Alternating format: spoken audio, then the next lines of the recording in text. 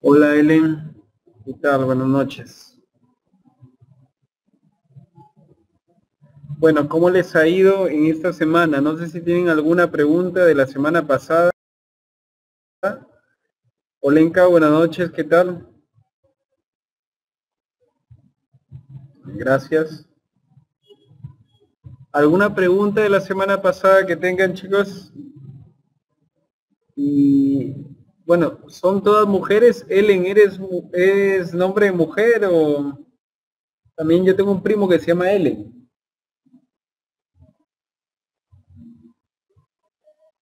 Sí, estoy mejor. Solo me quedó un poquitito de tos, nada más. Qué gusto, Ellen. Muy bien. Les preguntaba, no sé si tienen alguna consulta de la clase pasada. No, la lluvia me pone peor todavía.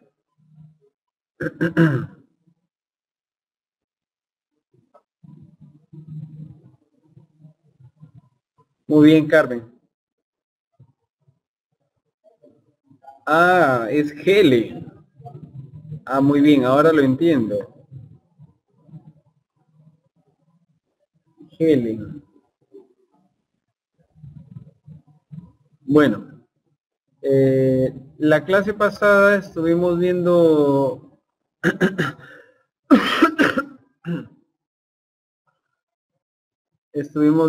un tema ligado a desarrollo,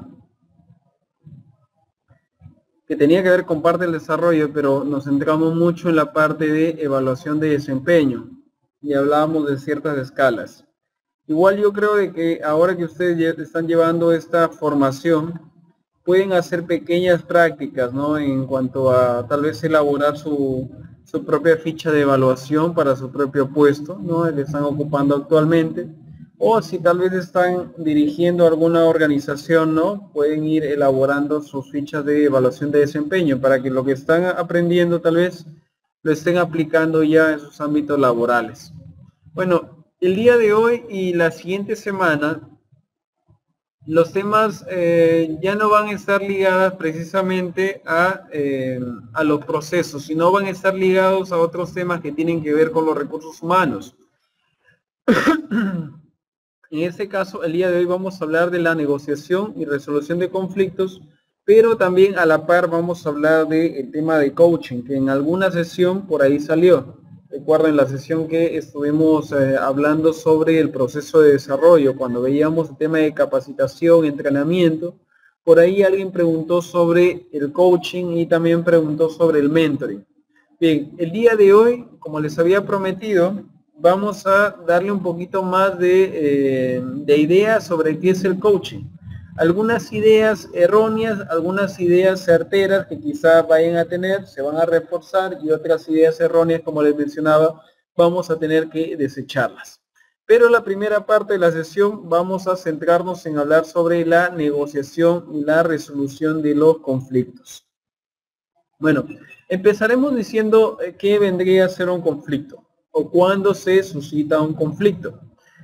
Un conflicto realmente nace cuando una parte tiene una postura y la otra parte asume otra postura totalmente diferente o opuesta o en alguna parte distinta, ¿ok? Y termina afectando muchas veces a la organización. Aquí hay que identificar que un conflicto es natural, es dable que se den en las organizaciones, es esperable que se den en las interacciones humanas de cualquier tipo, ¿ah? Hablemos de amistades, hablemos de pareja y obviamente hablemos del trabajo, ¿ok? En este conflicto, una de las partes va a percibir que sus intereses se están viendo afectados, que la otra persona probablemente esté sacando mayor provecho de esta relación. Cuando no se llega a un acuerdo, cuando ambas partes sienten de que no están llegando a un punto intermedio, es donde se genera el conflicto. Bueno, en el ámbito laboral, los conflictos pueden llegar a las verbalizaciones y en las verbalizaciones podemos encontrar desde las más explícitas agresiones hasta agresiones ocultas o agresiones solapadas, como por ejemplo la ironía, que es un medio de ser violento, o también el hostigamiento, que es diferente a los entornos escolares o incluso a los entornos domésticos. En una empresa, por ejemplo, difícilmente alguien te va a agredir directamente. Lo que va a hacer probablemente es hostigarte, sobre todo cuando esta persona tiene una relación de poder. Y los que tienen relaciones de poderes obviamente son los jefes hacia los subordinados, dado que tienen un recurso que los subordinados desean, que es el trabajo, ¿no? Así que no esperemos de que en los ambientes laborales hayan verbalizaciones o hayan agresiones de ese tipo. Las agresiones tienden a ir de otra manera, un poco más ocultas, como les decía. Sin embargo, no hay que descartar la posibilidad que la violencia llegue hasta los niveles físicos, ¿no? Quizá en algunos momentos de su vida laboral, pues les ha tocado vivenciar o les ha tocado observar actos de violencia física dentro de los ámbitos laborales. No son comunes, pero sí se puede dar el caso, ¿ok? Diferente a otras etapas del desarrollo humano. En las otras etapas del desarrollo humano, pues la violencia física es probablemente la que se observa con mayor amplitud. En el ámbito laboral, la violencia tiende a pasar como un fantasma que recorre los pasillos. Nadie lo ve, pero sabe que está ahí. ¿Okay? Algo así. Pero sí lo pueden sentir, por cierto. ¿Ah? Bueno, en este tema de conflictos vamos a identificar un término que nos va a permitir descubrir la naturaleza de esto, nos va a permitir saber por qué incluso hasta son importantes los conflictos. Aunque parezca paradójico, pues un conflicto es importante para reorganizar algunas ideas, partiendo de la teoría del caos, ¿no? Si es que tenemos que poner orden, primero necesitamos algo de desorden, ¿no? Algo que ordenar. Bueno, cuando hablamos de administrar los conflictos, pudiéramos también hacer mención a gestionar o gestión de los conflictos. ¿Qué significa eso? En su separata también lo tienen, aquí en el PPT también lo estoy considerando, ¿ok? En esta administración o gestión de conflictos debemos identificar que es un proceso que tiene diversas etapas. En algunas etapas, en las iniciales, nosotros nos vamos a encargar de diagnosticar el conflicto. Luego, identificar algunos estilos interpersonales que tienen las partes para crear posteriormente estrategias de negociación que permitan satisfacer las demandas que tienen ambas partes. Hay diferentes estrategias que se pueden utilizar acá. Una de ellas es llegar a un acuerdo, otra es tal vez evitar también, evitar entrar en detalles sobre el conflicto, sobre todo cuando los temas son irrelevantes, entre algunas cosas que voy a detallar a continuación. No todos los conflictos, con eso quiero decirte que no todos los conflictos van a ser administrados o gestionados de la misma manera. Van a haber conflictos que sí van a valer la pena indagar, diagnosticar y todo ello, y van a haber conflictos que incluso conviene hasta ignorar o pasar por alto. ¿Okay? Aquí tenemos dos tipos de conflictos, el conflicto funcional y el conflicto disfuncional.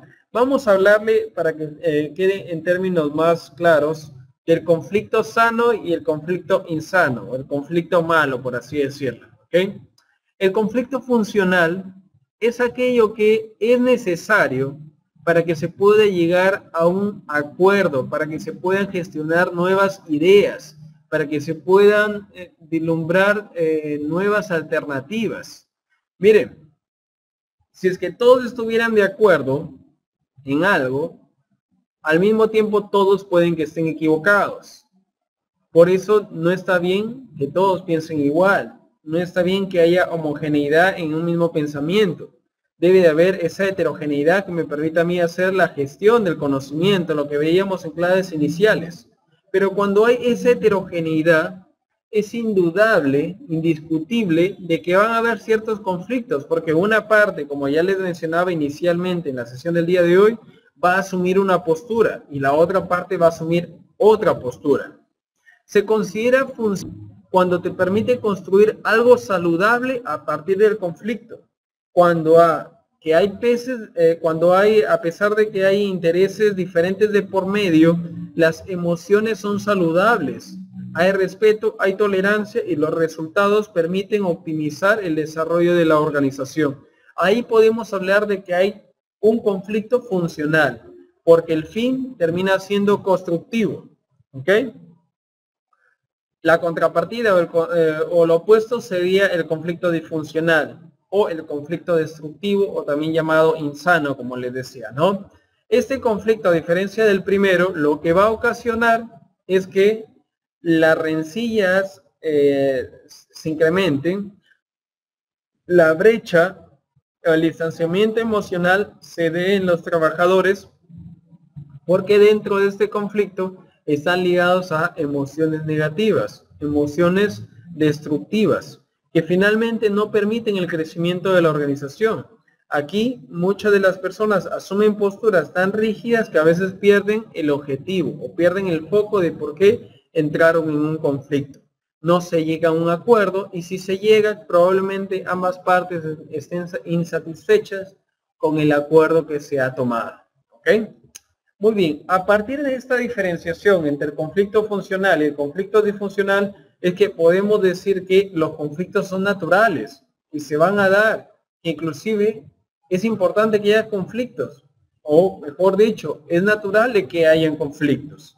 Así que no se asusten por esos términos, ¿no? Realmente para las personas pues que vienen laborando, pues sabrán de que es indiscutible de que en el ámbito laboral pues tú tengas alguna serie de rencillas con algunas personas o diferencias de pensamiento con otras, pero es totalmente natural.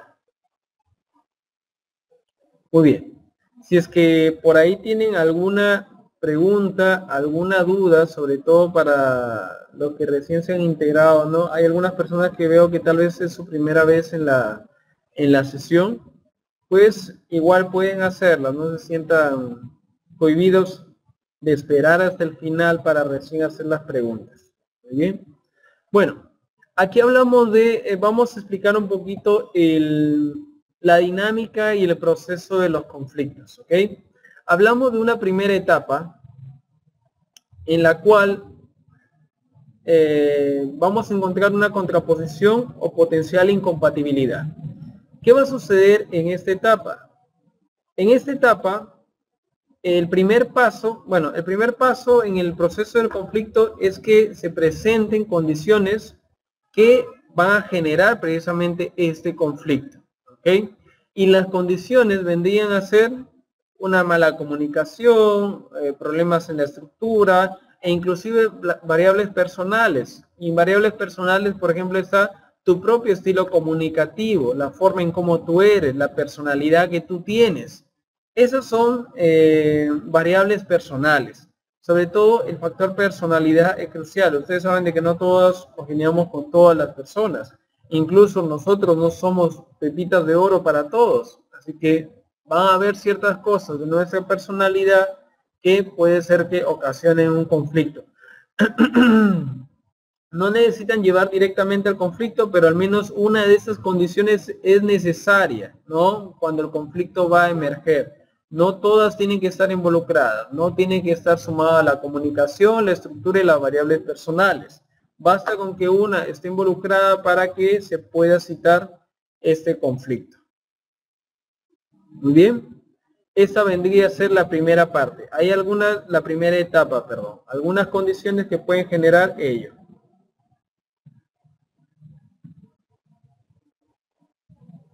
Bien, Helen.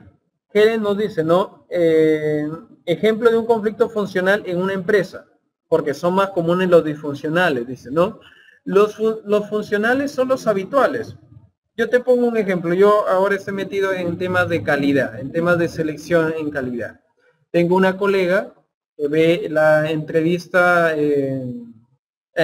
técnica del personal, y yo como especialista en recursos humanos veo la entrevista por competencia. ¿Ok?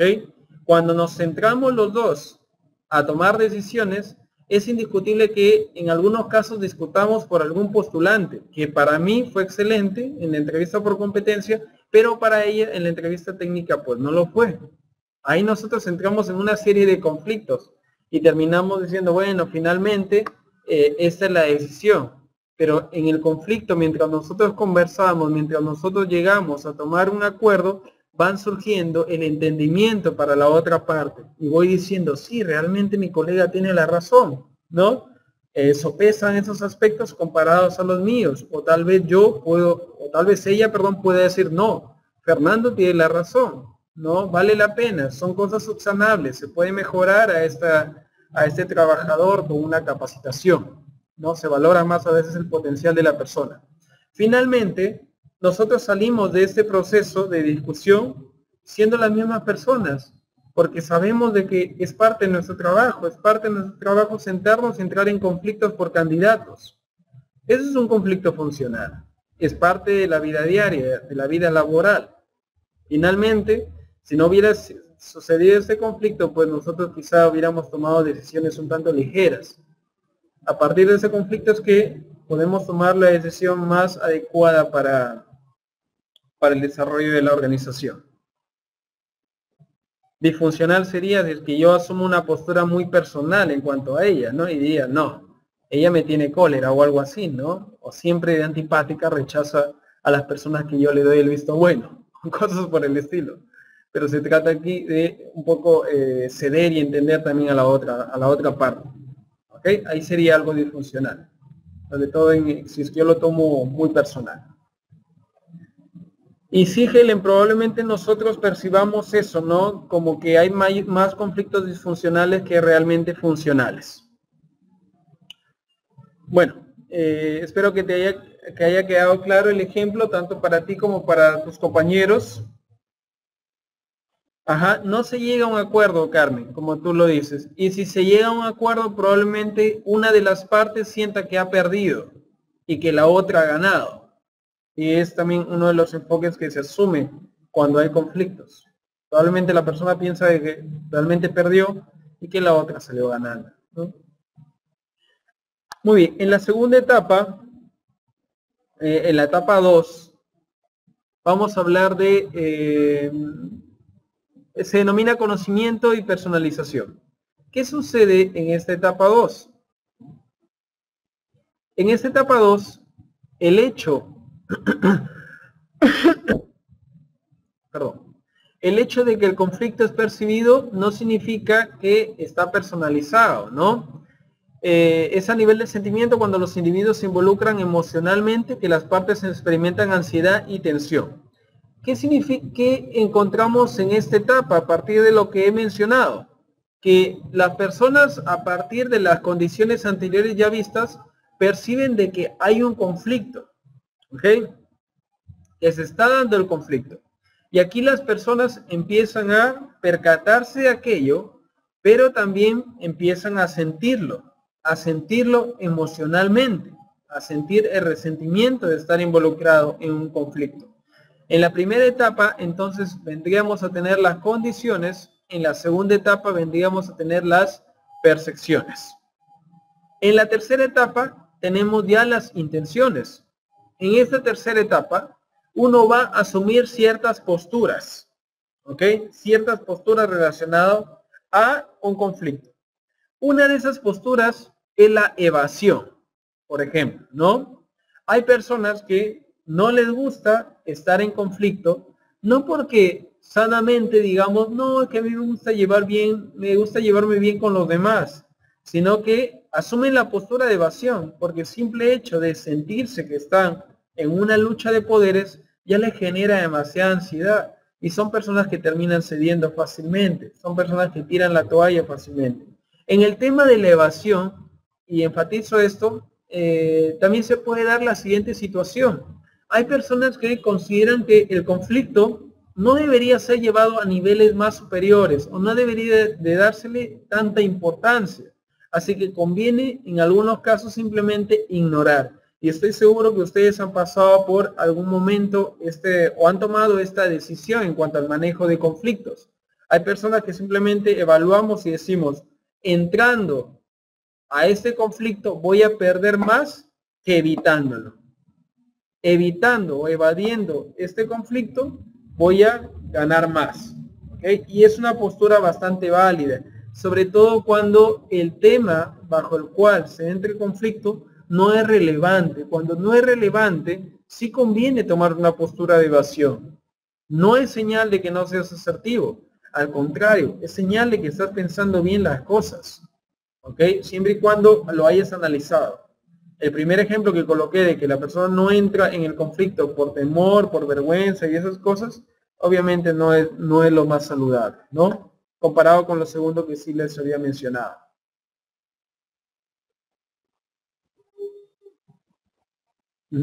Olenka dice, una evaluación de desempeño docente será un conflicto disfuncional entonces.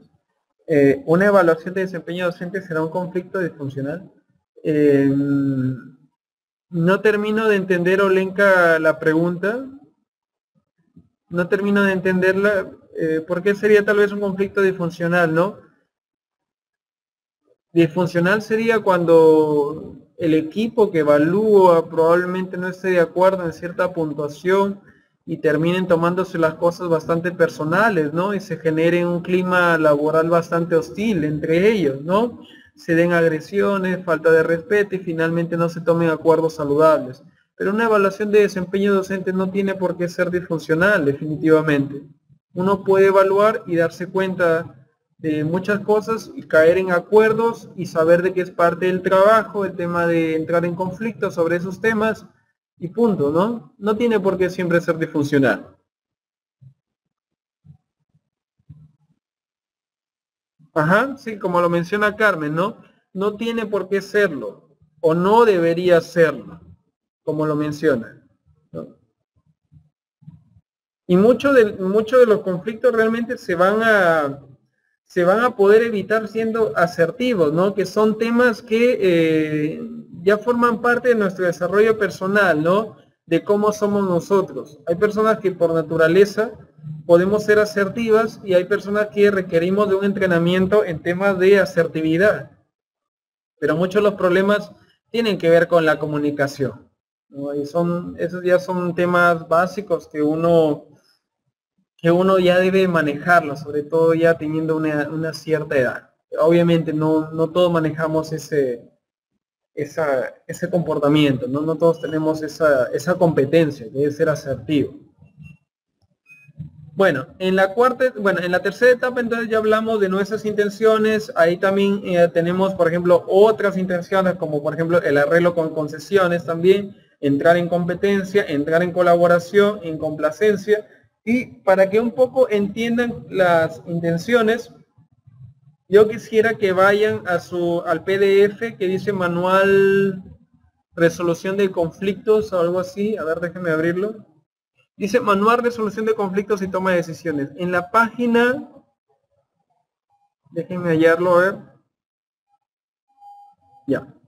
En la página 13, ¿ok? Ahí están los diferentes enfoques para la resolución de conflictos. Les voy a pedir que por favor los estudien, pero sobre todo los entiendan, que hay ciertas preguntas de la evaluación que viene de este gráfico. Aquí encontramos dos directrices. Para los que ya lo tienen abierto, el archivo, vamos a encontrar dos directrices. En el que está de manera vertical, encontramos preocupación por uno mismo. La preocupación que tú tienes en relación a querer resolver el conflicto, ¿no? En la escala más baja encontramos poca seguridad en sí mismo y en la escala más alta encontramos gran seguridad en sí mismo. A ver, yo creo que puedo compartir mi pantalla. Espérenme un minutito.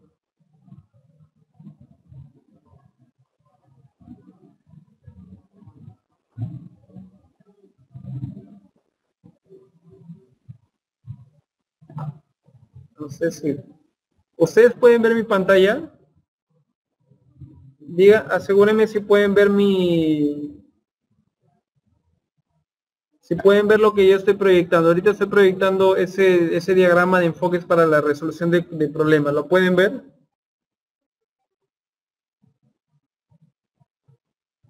¿No? A ver. No.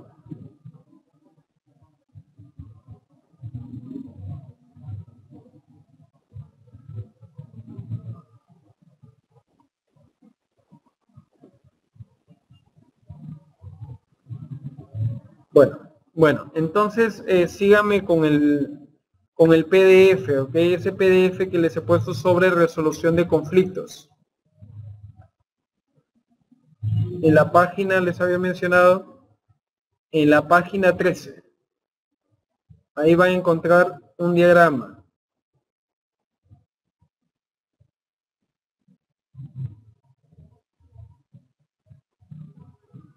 ¿Sí?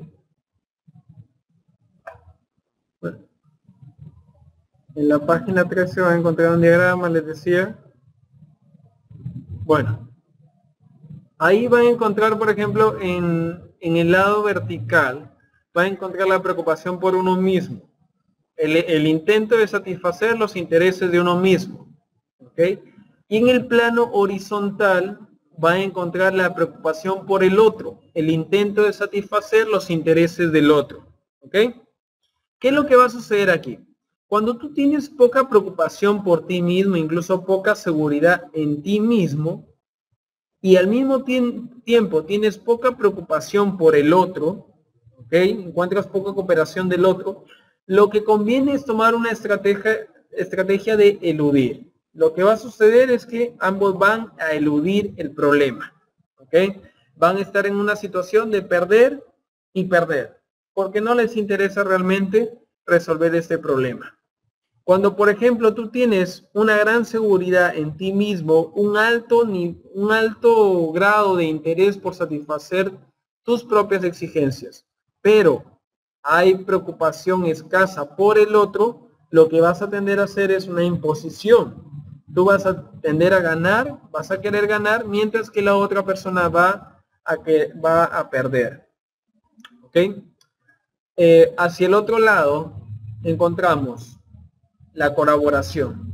¿Cuándo se va a dar una postura de colaboración? Cuando tú tienes un alto grado de interés en ganar y la otra persona tiene mucha cooperación por ofrecer. Aquí ambos van a ganar y ganar. Y va a suceder también, según la directriz, van a tomar algunos enfoques en la resolución de problemas. Como por ejemplo, si es que tú tienes poco interés en solucionar el problema, pero la otra persona sí muestra un gran interés, tú vas a perder mientras que la otra persona va a ganar. Y hay un punto medio que dice compromiso. ¿Cuándo se da el compromiso? Cuando ambos no ganan y ambos no pierden. ¿Ok? Es un punto medio. Aquí los dos tendrían que tomar una postura de compromiso para ir hacia el ganar y ganar.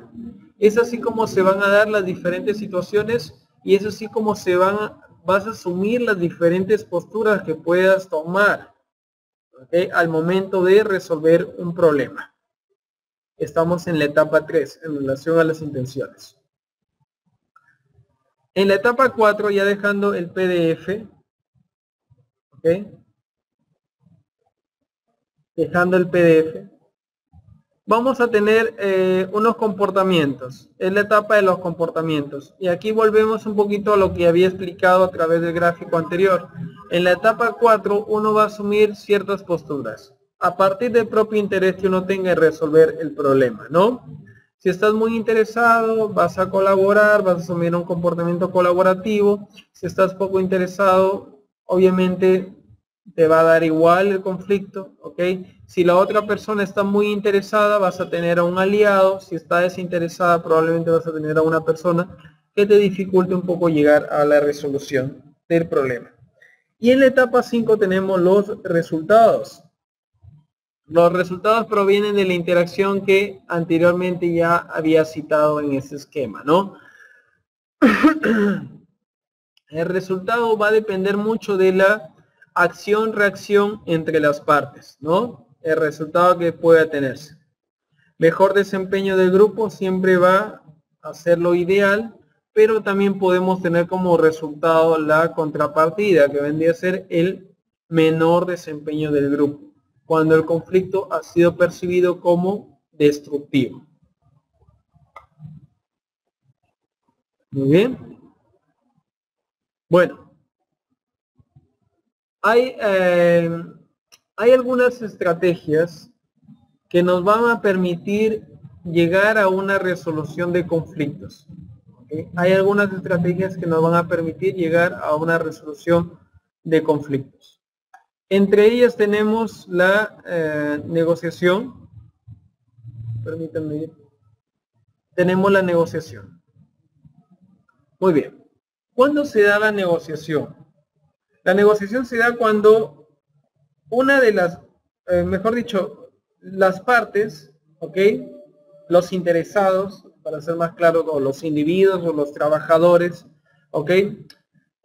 Discuten y exponen sus argumentos uno frente al otro, ¿ok? No hay nadie quien esté en medio de ellos, sino que directamente ambas partes discuten para llegar a un acuerdo, ¿ok? Para alcanzar un acuerdo. Eso se da en la negociación. Son las partes enfrentadas quien mediante representantes oficiales alcanzan un acuerdo. Esa es una manera de solucionar un conflicto. Hay otras maneras, como por ejemplo la mediación. En la mediación, a diferencia de la negociación, hay un tercer personaje que asume una postura neutra, ¿okay? Que se va a encargar de escuchar ambos argumentos y que finalmente va a terminar sugiriendo, ojo, sugiriendo, no imponiendo, ¿okay? Una solución. Aquí ambas partes expondrán sus argumentos y la tercera, que hará de mediador, se encargará de brindar una posible solución que ambas partes tendrían que asumir como factible o como no factible. ¿Ok? Ese es otro punto. La negociación es una, la mediación es otra. Eso lo explico porque creo que no está en su PPT, pero creo que sí está en su PDF. Bien, y como una tercera solución tenemos el arbitraje. En el arbitraje es muy parecido a la mediación. Aquí hay una tercera persona también que escucha los argumentos de ambas partes, pero en el arbitraje ambas partes se someten a la decisión del árbitro, de esta tercera persona.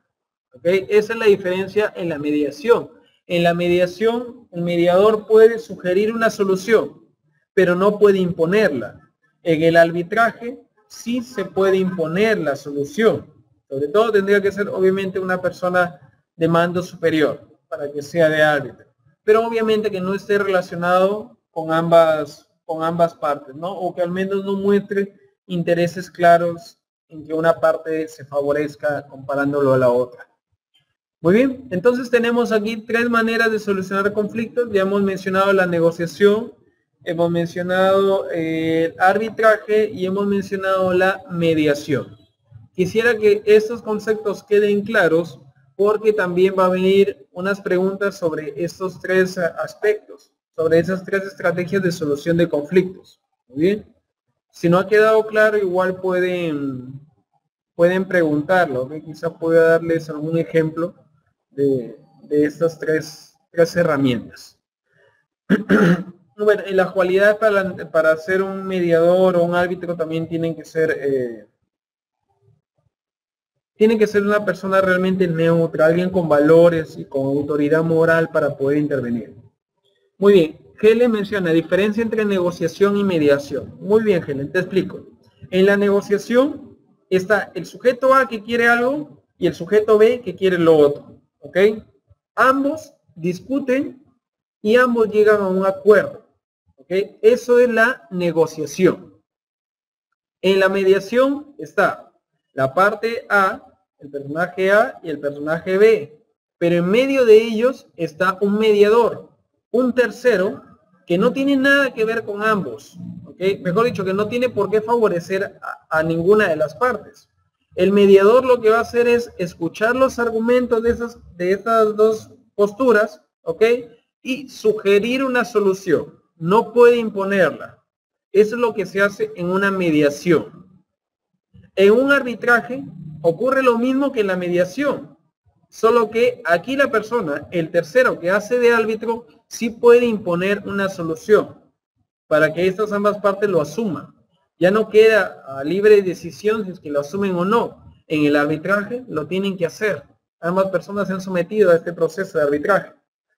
Ajá, en ambos casos sería como un conciliador, tanto en la mediación como en el arbitraje, solo que en el arbitraje la decisión que se asume pues tienen que tomarla como que la tienen que hacer.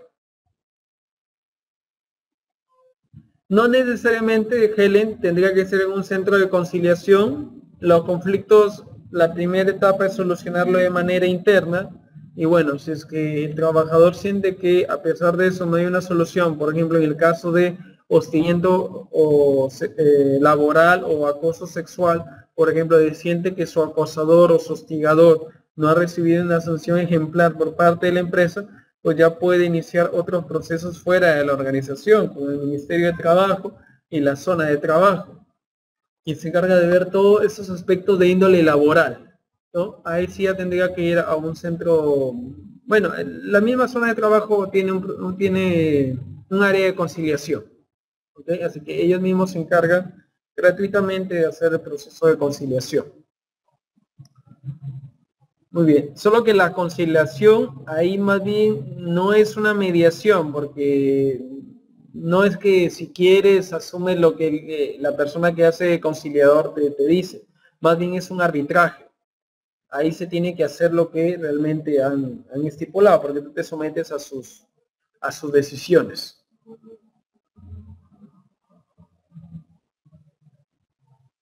¿Quién es el conciliador? A ver, si es que fuere en una organización, es que aquí, Helen, para que podamos entenderlo tal vez, el conciliador puede ser asumido en un proceso de mediación, en un proceso de arbitraje. En ambos puede haber un conciliador, perdón. Solo que en el proceso de mediación, el conciliador solamente brinda una sugerencia de solución. Si es que lo asumen bien, si es que no, pues no.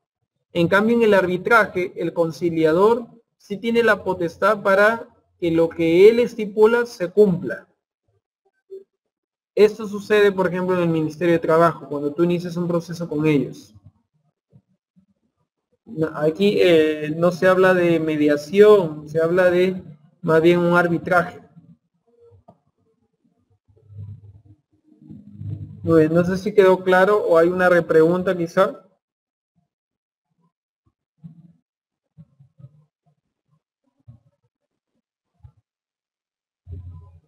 No sé si hay alguna repregunta.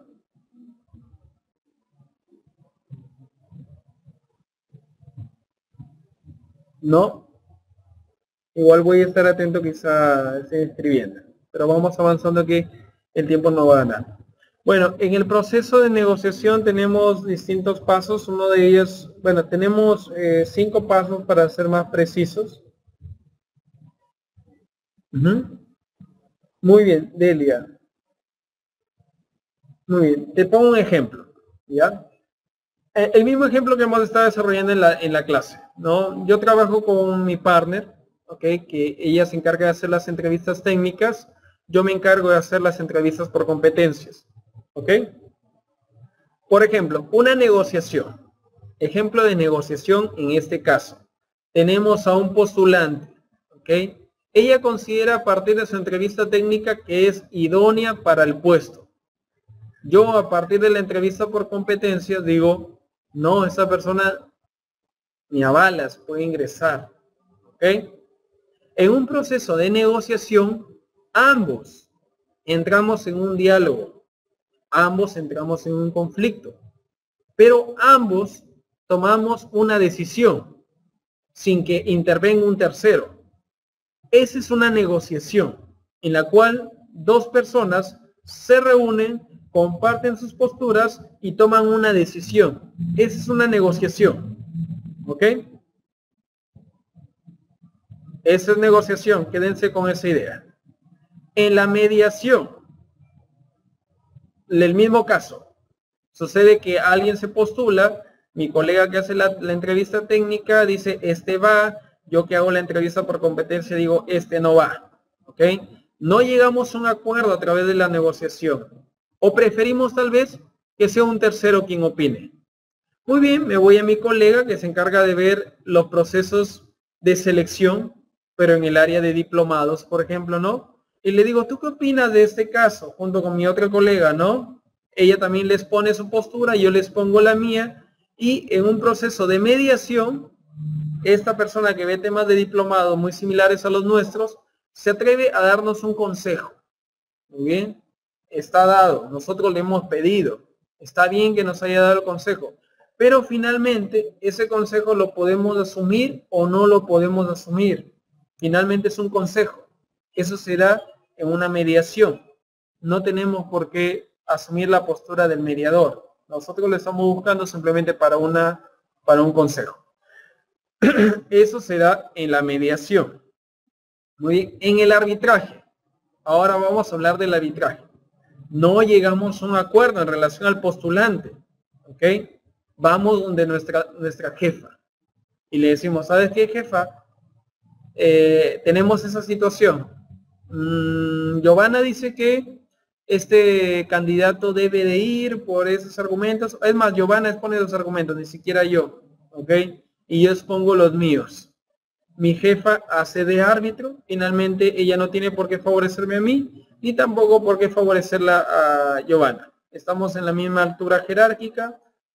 No tendría por qué tener intereses personales en alguno de los dos.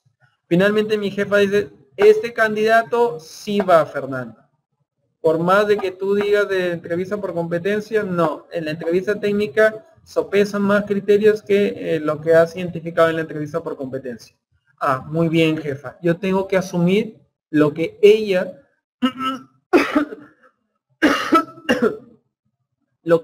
ha manifestado. ¿Okay? Ese es un proceso de arbitraje interno que se da. Aquí entonces no sé si con este ejemplo queda un poquito más claro. Perdón. El tema de negociación, mediación y arbitraje. No sé si quedó más claro.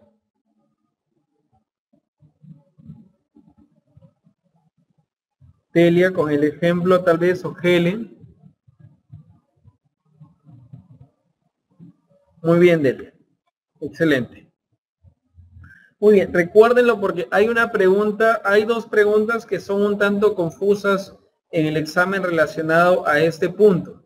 ¿Okay? Así que ténganlo en cuenta, sobre todo el rol que tiene la persona que interviene, sobre todo en una mediación y un arbitraje, ¿no? La persona que interviene. En la mediación, pues, puede dar un consejo, pero no puede disponer. En un arbitraje se puede disponer las soluciones.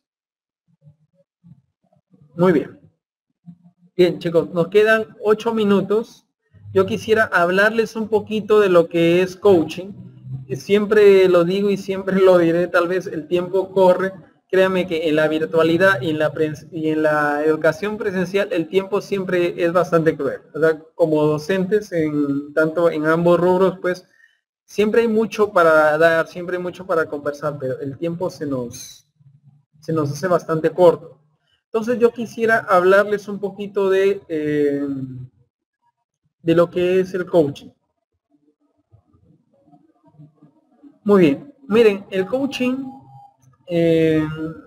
significa entrenamiento, entrenando realmente. El ING simboliza el ando, el endo, ¿no? Y la palabra coach significa entrenador. ¿Pero qué entendemos por entrenador? Pueden haber algunos términos que podamos asociar a partir de, por ejemplo, lo que hacen los entrenadores de fútbol, lo que hacen los entrenadores de vóley y todo ello, ¿ok? Pero hay algunas diferencias que hay que marcarlos en relación a esos entrenadores comparado con el coach. El coach lo que busca es no transmitir conocimiento, ¿ok? Acuérdense esto, ¿ah? No transmite conocimiento, no transmite experiencia. Un coach, para que tengan en claro, ni siquiera tiene por qué tener experiencia relacionado al trabajo que la persona, que el individuo, por el cual el individuo ha sido contratado. ¿Okay? No tiene que tener experiencia en lo que hace su cliente. ¿Okay? Un coach no la necesita. Un coach, como vamos a ver, tiene otras funciones. El principal objetivo es que tú logres moverte de tu situación actual, del estado actual, al estado deseado. En este proceso de moverte en lo que eres ahora y en lo que quieres hacer, es que se aplica el coach, ¿ok? En otras palabras, un coach te permite lograr tus objetivos, te permite lograr cumplir algunas metas, promover mejor el trabajo en equipo y desarrollar ciertas habilidades blandas, no técnicas, ¿ok? En las técnicas están relacionadas más temas como el mentoring o la educación, pero un coach no te va a dar o no va a ayudarte a desarrollar competencias duras. Lo que va a ayudar a desarrollarte más son competencias blandas, como por ejemplo la comunicación, el liderazgo, el trabajo en equipo, el pensamiento creativo, la confianza, la seguridad. Eso es lo que hace el coach. Habilidades que están ligadas mucho con el tema que acabamos de desarrollar, con la resolución de conflictos. Por ejemplo, resolver conflictos es una competencia blanda, ¿ok? Y un coach puede ayudarte a ser una mejor persona en la resolución de conflictos. El coach, aquí quisiera llegar un poquito a la filosofía. Aquí quiero detenerme un ratito para diferenciar. ¿Qué no es coach? No es un asesor, ¿ok? No es alguien que te dé las respuestas. No es un terapeuta. No es alguien que sancione. No es alguien que te forme, que te eduque. No es un consultor. No se encarga de enseñar, ¿ok? No es tu mejor amigo tampoco, ¿ok? Un coach se basa en la filosofía de socrática, ¿ok? La filosofía de Sócrates. Sócrates decía, no puedo enseñarte nada, solo puedo ayudaros a buscar dentro de vosotros mismos, lo cual ya es mucho mejor que traspasar mi propia sabiduría, ¿ok? ¿A qué se refería Sócrates con esto y cómo se aplica al coaching? En el coaching, nosotros no te damos las respuestas. Nosotros no te decimos tienes que hacer así las cosas. Lo que nosotros despertamos es la capacidad de introspección de la persona. ¿Y a qué se refiere con la introspección? Se refiere a la capacidad para darte cuenta de ti mismo, la capacidad de preguntarte, la capacidad de analizarte, la capacidad que tienes para reflexionar sobre los puntos y encontrar tu propia respuesta. En ese sentido, un coach lo que despierta es el insight en las personas. El insight, bueno, es un término no muy conocido. Lo voy a escribir acá, a ver.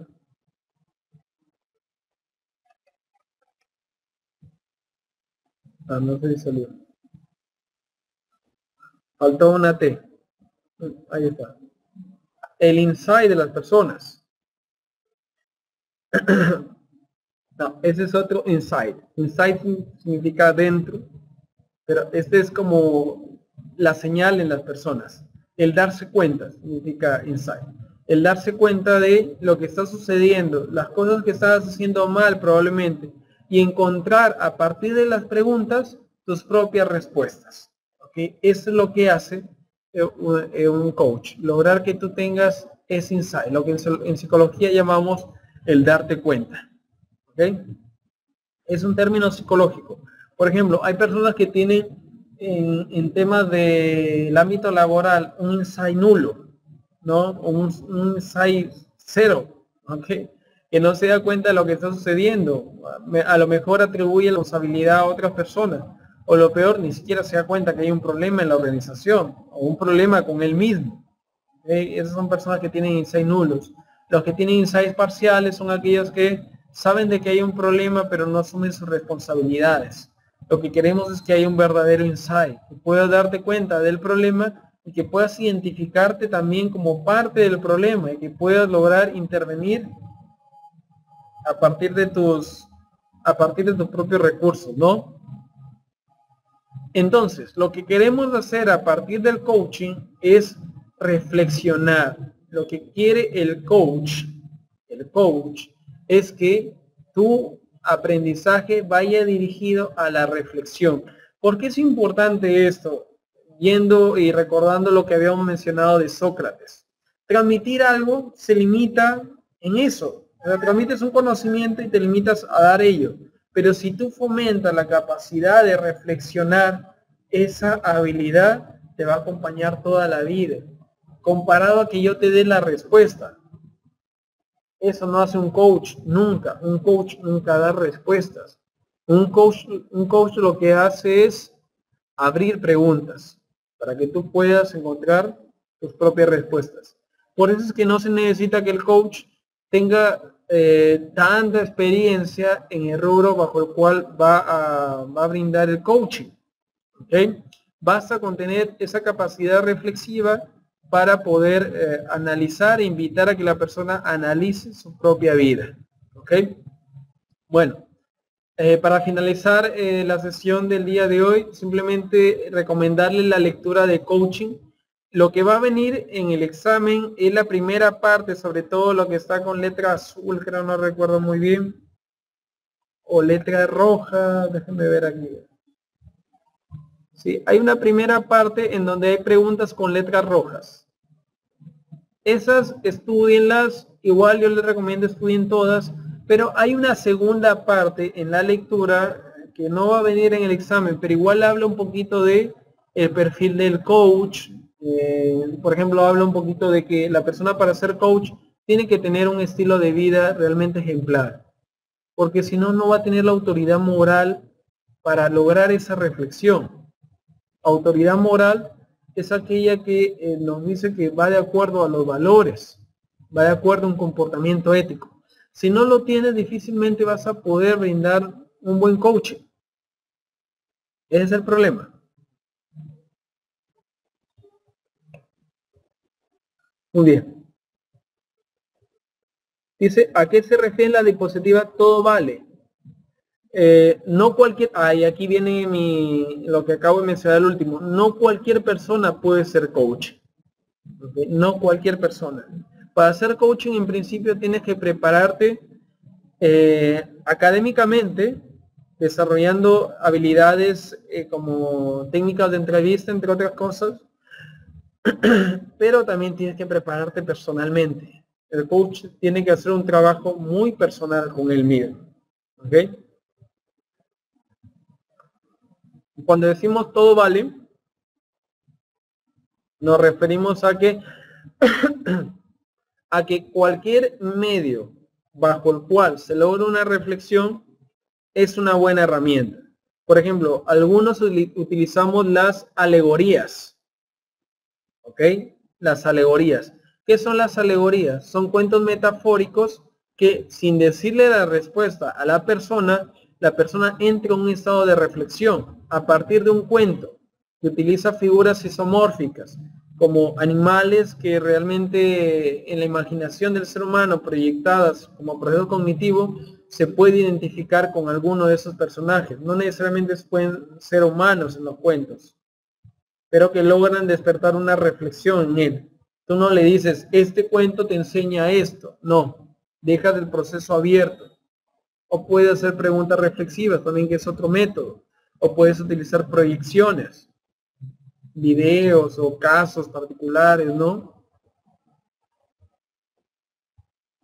Delia dice, académicamente, ¿a qué me refiero con académicamente? Que para ser un coach tienes que tener una certificación, te tienen que enseñar a ser coach. Hay personas que son coach de manera natural, tienen la habilidad, tienen la capacidad, es un plus, pero también hay escuelas que te forman académicamente, que por cierto son carísimas, pero te forman académicamente en un coach. Cualquier profesional puede serlo. Tú puedes ser ingeniero de sistemas y ser un buen coach.